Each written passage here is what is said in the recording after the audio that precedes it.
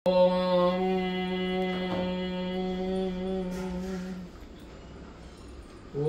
शं प्रत्यंगिरायै नमः।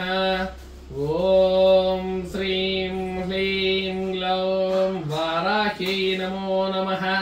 ओम श्रीं ह्रीं सकल सिद्ध गुरुदेवताभ्यो नमो नमः। साधक बंधुवुलंदरिकी मरियु भक्तुलंदरिकी कूडा श्री श्री श्री वाराही समेत अधर्वण भद्रकाली प्रत्यंगिरा परमेश्वरी पीठम नुंची ఈ రోజు వస్తున్నటువంటి వీడియోలో అద్భుతమైనటువంటి సాక్షాత్తు మహాలక్ష్మి యొక్క మహాతంత్రాన్ని మీ ముందుకు తీసుకొని రావడం జరిగింది। ఈ యొక్క తంత్రాన్ని ఎప్పుడు చేయాలిరా అంటే శుక్రవారం రోజు ఈ యొక్క తంత్రాన్ని చేయాలి। ఏ సమయంలో చేయాలి? సాయంకాలం సూర్య అస్తమయమైనటువంటి తర్వాత గోధూలి వేళ అని అంటాం। అలాంటి గోధూలి వేళలో ఇలాంటి తంత్రాన్ని అవలంబించాలి। ఈ తంత్రానికి కావలసినటువంటి పదార్థాలు ఏమిరా అంటే ఒక గాజు కప్పు లేదా ఒక గాజు సంబంధించినటువంటి ఒక గాజును గ్లాసును గాని తీసుకోవాలి। అందులో మొట్టమొదట తీసుకోవాల్సినటువంటి పదార్థాలు ఏమిరా అంటే కర్పూరం, ఒక ఉంట కర్పూరం, గడ్డ కర్పూరం తీసుకోవాలి।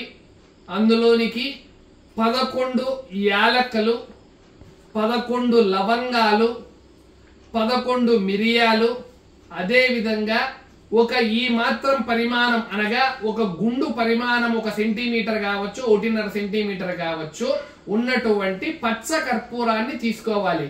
వీటన్నిటిని మిశ్రమాన్ని ఒక గాజు కప్పులో తీసుకొని అమ్మవారి ముందర ఆ రోజు సాయంకాలము పంచోపచార పూజలు చేసినటువంటి తర్వాత వాటికి అన్నిటికీ కూడా పదార్థాలకు నమస్కారం చేసుకొని ఆ యొక్క పదార్థాలన్నిటినీ కూడా పిదప మనం ఇంటిలో ధుని వేస్తాం కదా, ఇంటిలో మనం సాంబ్రాణి అని ఇతరత్రమైనటువంటి ధూపాన్ని వేసుకునే ఒక పాత్ర ఉంటుంది।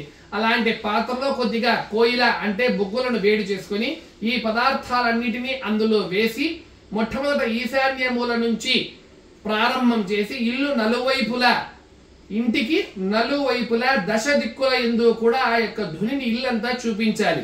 చూపించినటువంటి తర్వాత స్వామి మాకు కాంపౌండ్ ఉంది, మాకు బయట ప్రాంగణం ఉంది అని కూడా డౌట్స్ వస్తాయి కొంతమందికి। అలాంటి డౌట్ ఏం అవసరం లేదు తల్లి।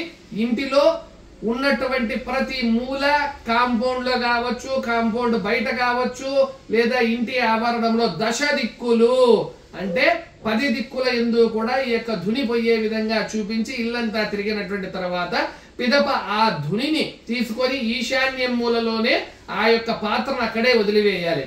ఇలా చేయడం వల్ల ఇంటిలో ఉన్నటువంటి సర్వ నకారాత్మకమైనటువంటి శక్తులన్నీ కూడా వెళ్ళిపోయి మహాలక్ష్మి యొక్క దివ్య కరుణా కటాక్ష ఆశీర్వాదాలు అతి శీఘ్రంగా సిద్ధి అవుతాయి।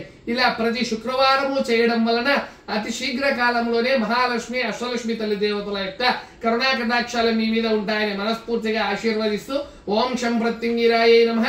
ఓం శం అధర్వణ భద్రకాళీ ప్రత్యంగిరా పరమేశ్వరీ తల్లి దేవతాభ్యో నమో నమః। హరి ఓం తత్సత్।